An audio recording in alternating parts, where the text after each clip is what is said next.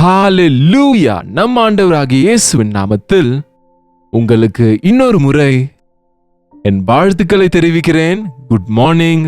இன்னொரு புதிய நாள் வந்துவிட்டது. எழுந்திருங்க, ஆண்டவருடைய சமூகத்திலே ஜெபிங்க.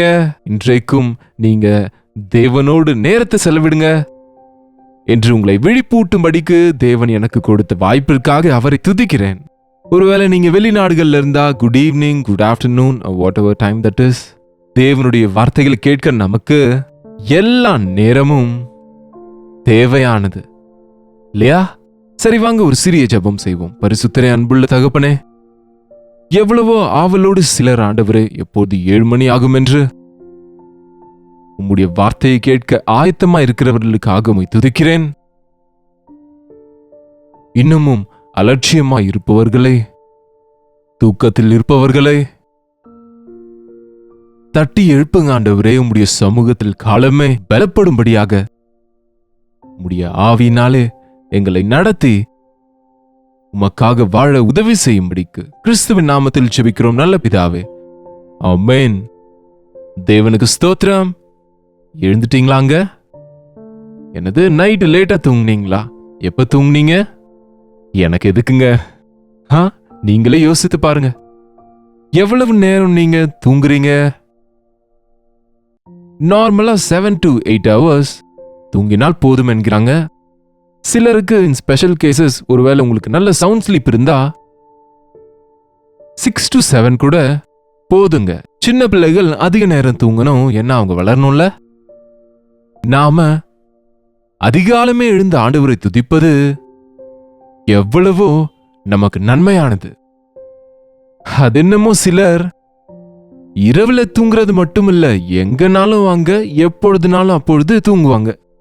ஒருத்தர் அப்படிதான் பைக்ல உட்காந்துட்டு நல்லா ஜில்லுன்னு காத்தடிக்குதுன்னு பைக் ஓட்டிக்கொண்டே தூங்கி ஒரு பெரிய மரத்திலே இடித்து விழுந்து ரத்தத்தில் மிதந்து கொண்டிருக்கிறாராம். யாருக்குமே தெரியலங்க.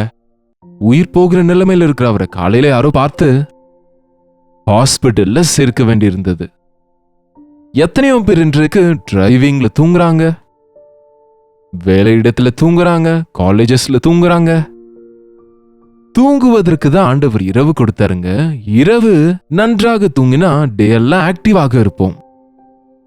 ஏன் தூக்கம் வருங்க? நமக்கு இன்ட்ரெஸ்ட் இல்லாதப்ப தூக்கம் வரும், புரியாத போது தூக்கம் வரும். இது எல்லாவற்றை விட முக்கியமா சாத்தான் நமக்கு மயக்கத்தை உண்டாக்கி ஜெபத்திலே தூங்குகிறவங்கள பாருங்க. ஜெபிக்க வேண்டிய நேரத்திலே தூக்கம் வருதுன்னா அது நிச்சயமாக பிசாசினுடைய தாக்கம். அதுக்குதான் விழித்துக் கொள்ளுங்க. யோனாவின் புத்தகம் 1ஆம் அதிகாரத்தில் 6வது வசனத்தில் ஒரு பகுதியை வாசிக்கிறேன், கேளுங்க. அப்பொழுது மாலுமி அவனிடத்தில் வந்து, நீ நித்திரை பண்ணுகிறது என்ன? ஓ தூங்குகிறவனே, நீ நித்திரை பண்ணுவது என்ன? எழுந்திருந்து உன் தேவனை நோக்கி வேண்டிக்கொள். எழுந்து உன்னுடைய தேவனை நோக்கி ஜெபம் பண்ணு. ஒரு வாலிபன் தன்னுடைய படுக்கை பெட்டின் மேல எதிரிலேயே இந்த வசனத்தை பெருசா எழுதி ஒட்டி இருக்கிறாராம். கண்கள் திறந்த உடனே இன்னும் தூங்கலாம் நினைக்கும் போது, தூங்குகிறவனே நீ நித்திரை பண்ணுகிறது என்ன? எழுந்து உன் தேவனை நோக்கி ஜெபி என்று எச்சரிக்கப்பட்டு எழுந்திருச்சிருவாராம். நீங்க கூட செய்யுங்க. ஒருவேளை உங்களால காலையில எழுந்திருக்க முடியலனா, எழுந்த பிறகு கூட ஜெபம் பண்ணாம வேற வேற வேலையில இறங்கி விட்டா உங்களுக்கு ஆசீர்வாதம் இருக்காது. இந்த தூங்குற இவரை யார் நினைக்கிறீங்க? சாதாரணமானவரா? தேவன் ஏற்படுத்தி கொண்ட தீர்க்கதரிசிகளில் ஒருவனாகிய யோனா. யோனாவுக்கு தேவனுடைய வார்த்தை வெளிப்பட்டு, நீ நினிவே நகரத்துக்கு சென்று அது அழிய போகிறது என்று அதற்கு எதிராக பிரசங்கி. ரொம்ப சீரியஸான விஷயம் இது, ரொம்ப முக்கியமான விஷயம். அந்த பட்டணத்திற்கு சென்று தேவனுடைய எச்சரிப்பை கொடு. இந்த பட்டணத்தை அழிக்கப் போகிறார் என்று தேவன் சொல்லுகிறார் என்று சொல்லு என்று முக்கியமான வேலையை ஒப்புக்கொடுத்தா, இந்த யோனா அந்த நினிவே பட்டணத்தார்னா இவருக்கு இஷ்டம் இல்ல. அவர்கள் சாகணும்னு இவருக்கு ஆசை போல, அவங்க மாறணும் என்கிற ஆசை இல்ல. ஏனென்றால் அடிக்கடி அவங்க இஸ்ரவேலர்கள் மேல வந்து தோக்கடிச்சிருவாங்க, அவங்கள கஷ்டப்படுத்தி இருக்கிறாங்க. ஆகையால் அழிந்து போன நல்லது தானே, நான் ஏன் சொல்லணும் என்பது போல தேவன் சொன்ன காரியத்தை அவங்களுக்கு சொல்ல விருப்பப்படாமல் என்னங்க தர்ஷீஸுக்கு புறப்பட்டு வேற திசையில் போகிற கப்பலில் ஏறி உட்கார்ந்துட்டாராம். பாருங்க, நாம அநேக நேரம் தேவன் சொல்லுகிற காரியங்கள் நமக்கு பிடிச்சா செய்வோம், பிடிக்காவிட்டால் செய்ய மாட்டோம். அப்போது தேவ ஆசீர்வாதம் நமக்கு இராது, எதையும் சாதிக்க முடியாது. யோனா கதையை பாருங்க, அதுதான் நடக்கும். தேவன் சொன்ன வார்த்தையை நமக்கு இஷ்டம் இருந்தாலும் இல்லாவிட்டாலும் செய்யணுங்க. ஒரு ஊழியக்காரனாக தேவன் என்ன வார்த்தையை சொல்லுகிறாரோ அதை சொல்ல வேண்டும். ஒரு விசுவாசியாக, ஒரு தேவ பிள்ளையாக தேவனுடைய சித்தம் இது என்ற பிறகு அதற்கு விரோதமாக நடந்தா, தேவன் வேண்டாம் நோ என்று சொன்னதை செய்து செய்ய வேண்டியதை செய்யாம போனா ரொம்ப ஆபத்துங்க. அநேக நேரம் தேவனுடைய விருப்பத்தை நம் விருப்பமாக மாற்றிக்கொள்ள நமக்கு விருப்பம் இல்லை. நம் விருப்பம் என்னன்னா எல்லாம் ஈஸியா இருக்கிறது, லாபம் வருகிறது, சந்தோஷப்படுத்துறது நமக்கு இஷ்டம், சாதாரணம் அது. ஆனா பாருங்க, தேவனுக்கு விருப்பமானது சில முறை கஷ்டமாக தோன்றும். சில மனுஷங்களை நமக்கு பிடிக்காது, ஆனா தேவன் அவர்களிடத்தில் போய் பேச சொல்லுவார். சில விஷயங்களில் தேவன் நமக்கு விருப்பம் இல்லாவிட்டாலும் அதிலே பெரிய சத்தியம் இருப்பதினால இதை செய்ய சொல்லுவார். நம்முடைய சத்துருக்களை மன்னிக்க சொல்லுகிறார். பாருங்க, நீங்க ஒவ்வொரு நாள் காலையில எழுந்து செபிக்கும் போதே மனசாட்சி குத்துங்க. ஏன் அநேகர் செபிக்க மாட்டாங்கன்னு நினைக்கிறீங்க? செபத்தில் நம்முடைய நிலைமை நமக்கு தெரியும், தேவனுடைய விஷயங்கள் நமக்கு தெரிய வரும். செபத்திலே தேவன் என்னை அதை செய்ய சொல்லுவாரோ இதை செய்ய சொல்லுவாரோன்னு ஜெபிக்கவே மாட்டாங்க சிலர். கெத்செமனே தோட்டத்திலே இயேசு கிறிஸ்து என்ன சொன்னாருன்னு பாருங்க, என் சித்தம் அல்ல உம் சித்தமே நிறைவேறுவதாக. அதுதான் ஜெபங்க. யார் ஒத்துக்கொள்ளுவாங்க சிலுவைக்கு? யார் ஒத்துக்கொள்ளுவாங்க ஆணி அடிக்கப்பட, கேலி செய்யப்பட, அவமானப்படுத்தப்பட? யாருக்கு இஷ்டங்க? ஆனால் ஆண்டவர் அதைவிட பாவத்தை சுமப்பது அவரால் முடியாது. அவர் பரிசுத்தர், பாவ தண்டனை அனுபவிக்கணும்னா ஐயோ அந்த நாற்றம். ஆகவேதான் சொன்னார், பிதாவே என் சித்தம் அல்ல உம் சித்தம். அந்த இரவு அவர் பிதாவுக்கு அர்ப்பணித்துக் கொண்டார் செபத்திலே. ஒவ்வொரு முறையும் உங்க திருமண விஷயத்திலே, உங்களுக்கு இஷ்டமான பொருள்களை வாங்குற விஷயத்தில், உங்களுக்கு இஷ்டமானவங்களை திருமணம் செய்கிற விஷயத்தில், உங்களுக்கு விருப்பமான விஷயங்களில், உங்களுக்கு விருப்பமில்லாதவங்களை நேசிக்க வேண்டிய விஷயத்தில் தேவன் சொல்லும் போது செய்ய ஆயத்தமா இருக்கணும். ஆயத்தப்படுவதற்கு பதில் ஓடி போகிறார் இவர். என்னங்க நடக்குதுங்க? யோனா ஓடி போகிறார். ஓடி போய் கப்பல் ஏறி கப்பலின் கீழ்த்தட்டுக்கு போய் அங்கு தூங்குகிறாராம். என்னங்க, யாருக்கும் முகத்தை காட்ட முடியாம. தேவ சித்தத்துக்கு விரோதமாக இருக்கிறவங்க எல்லாரோடும் சேர்ந்து இருக்க முடியாது, சந்தோஷமா இருக்கவே முடியாது. போய் தூங்கி கொண்டு இருக்கிறாரு. அந்த டிஸ்கரேஜ்மெண்ட்ல, அந்த எதிர்ப்பிலே, அந்த பயங்கரமான அந்த மனநிலையில தன்னுடைய மனசாட்சியை கொள்ளுவதற்கு ஒருவேளை தூக்க மாத்திரை போட்டு தூங்குறாரோ என்னமோ, இன்றைக்கு அதுதான் செய்கிறாங்க. தேவன் பார்த்தார், எங்கே ஓடி போவா யோனா என்று. அந்த சமுத்திரத்திலே பயங்கரமான காற்றும் புயலும் உண்டாகிவிட்டது. கப்பல் கொந்தளித்துக் கொண்டிருக்கிறது. கப்பல் மாலுமி பயந்து விட்டார். கப்பல்ல இருக்கிற ஒவ்வொருவரும் அவங்க தேவனை நோக்கி ஜெபித்துக் கொண்டிருக்கிறாங்களாம். கடவுளே காப்பாத்துன்னு அவங்க கடவுளை அவங்க வேண்டிட்டு இருந்தா, உண்மையான நிஜமான தேவ ஊழியன், உண்மையான தேவனின் ஊழியன் என்று சொல்லிக் கொள்கிற ஊழியக்காரனாகிய இந்த யாருங்க யோனா கப்பலின் கீழ்த்தட்டிற்கு சென்று தூங்கி கொண்டிருக்கிறார்.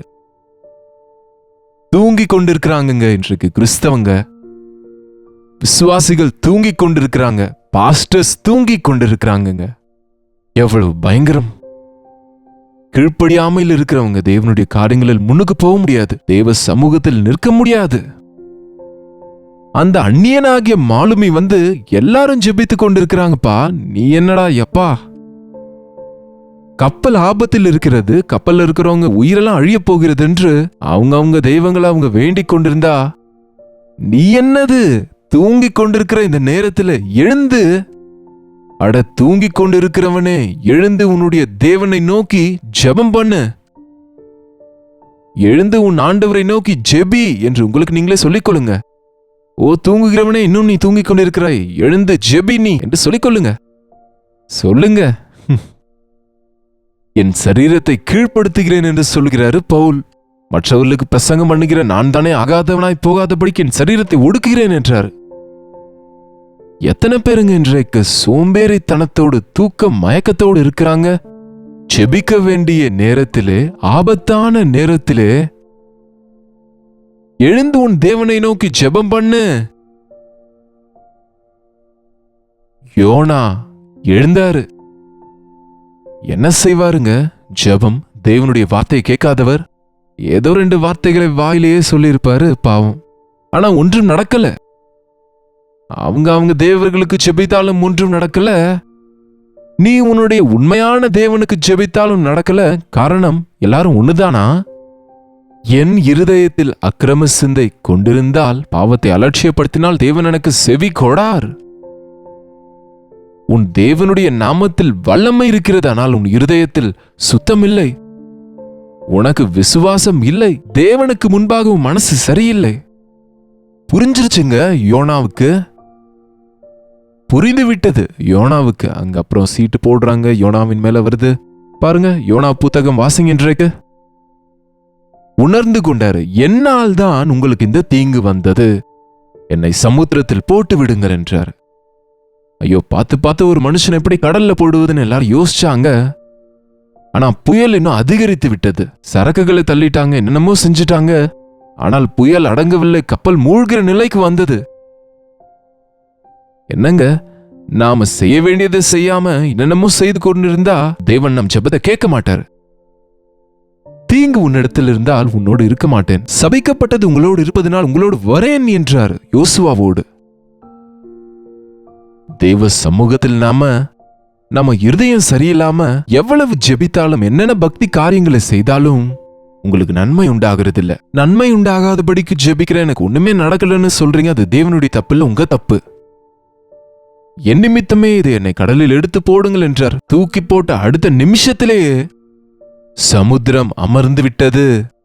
கப்பல்ல இருக்கிற எல்லாரும் அவங்க தேவர்களை வேண்டிக் கொண்டவங்க என்ன சொன்னாங்க தெரியுமா? கர்த்தரே தேவன், ஹல்லேலூயா, கர்த்தரே தேவன் என்று அவங்க எல்லாரும் கர்த்தருக்கு பலிகளை செலுத்தினார்களாம். நம்முடைய தவறை நாம உணர்ந்து கொண்டு ஜெபித்தால், நம் மூலமாக நம்மை சுற்றி இருக்கிறவர்களும் பெரிய தேவனை அறிந்து கொள்வாங்க.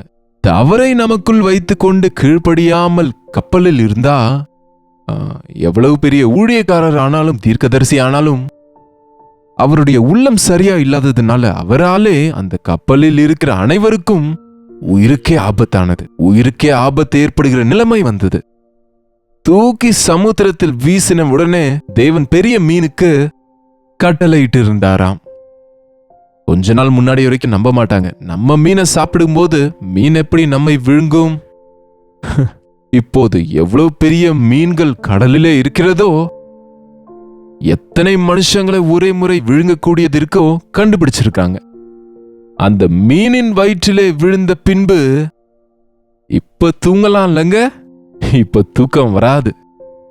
2வது அதிகாரம் 1ஆம் வசனத்தில் இருக்கு, அந்த மீனின் வயிற்றில் இருந்து யோனா தன் தேவனாகிய கர்த்தரை நோக்கி விண்ணப்பம் பண்ணி. என்னங்க, சிக்கல்ல விழுந்த பிறகு ஜெபிப்பீங்களா? பாடுகள் வந்த பிறகு ஜெபிப்பீங்களா? கஷ்டத்தில் இருக்கும்போதுதான் ஜெபிப்பீங்களா? அப்பொழுதாவது ஜெபிங்க. அப்பொழுதாவது ஜெபித்ததினாலதான் மீனின் வயிற்றிலே ஜீரணமாகாம, வயிற்றில் இருக்கக்கூடிய அமிலம் அவரை ஜீர்ணித்து விடாம, அவருடைய ஜெபத்தை தேவன் கேட்டு எந்த ஆபத்தும் இல்லாமல் அந்த மீன் கடற்கரையிலே அவரை துப்புவது, அவர் திரும்ப ஓடிப்போய் தேவன் தனக்கு சொன்ன விஷயத்தை செய்வது, அந்த பட்டணத்தில் இருக்கிற 1,20,000 பேர் ரட்சிக்கப்படுவதும் நடந்தது.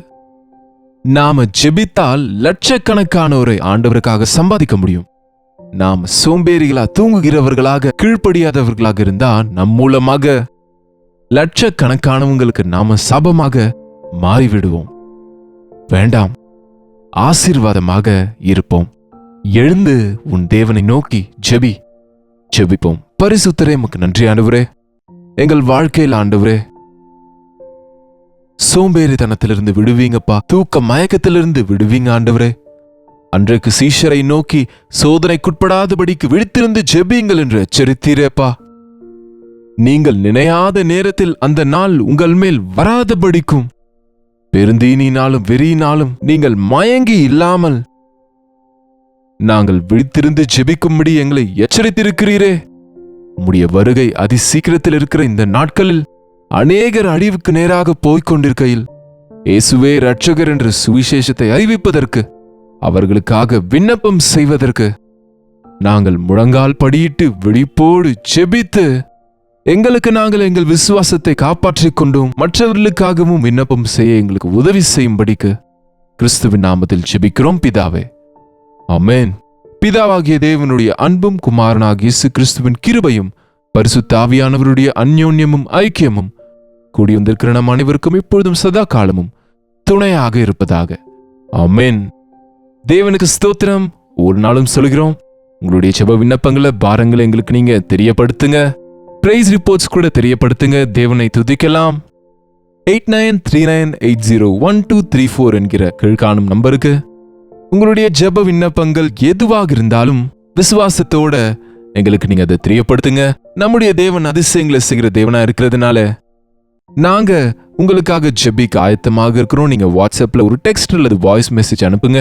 ஒருவேளை உங்களுக்கு ரிப்ளை பண்ண முடியாம இருக்கலாம், ஆனால் உங்க ஆடியோ மெசேஜஸ் எங்ககிட்ட இருந்தா அதை கேட்டு உங்களுக்காக நாங்கள் பெயராக விசேஷமாக முக்கியமான பாரங்களுக்கு ஐசியூல இருக்கிறோம், ஆபத்தில் இருக்கிறோம் என்பவர்களுக்காக எவ்வளவோ நாங்க தொடர்ந்து ஜெபித்துக் கொண்டிருக்கிறோம். உங்களுக்கு பதில் கிடைக்கும் வரை ஜெபிக்கணும் என்கிறது எங்களுடைய ஆசை. நீங்களும் ஜெபிங்க, தேவன் அற்புதங்களை செய்வார். உங்களுக்கு பதில் கிடைக்கும் போது அந்த விஷயங்களையும் பிரைஸ் ரிப்போர்ட்ஸா தெரியப்படுத்துங்க. கர்த்தருக்கு சித்தமாக இருந்தால் நாளைக்கு இதே அனுதின தியான நிகழ்ச்சியில் கர்த்தருடைய வார்த்தையோடு உங்களை சந்திக்கிறேன். அதுவரை கர்த்தருடைய கிருபை உங்களுக்கு துணையாக இருப்பதாக.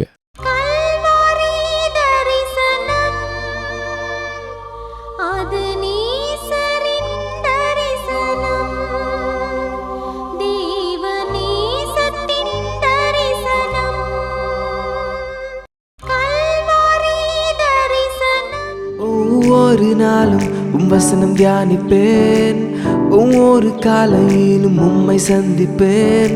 ஒவ்வொரு நாளும் உம் வசனம் தியானிப்பேன், ஒவ்வொரு காலையிலும் உம்மை சந்திப்பேன். என்னோடு பேசும் தெய்வம் நீ, இன்றும் என்னோடு பேசிடும். உம் வார்த்தை ஜீவன் உள்ளது, இன்றே என் வாழ்வை மாற்றிடும். அனுதின தியானம்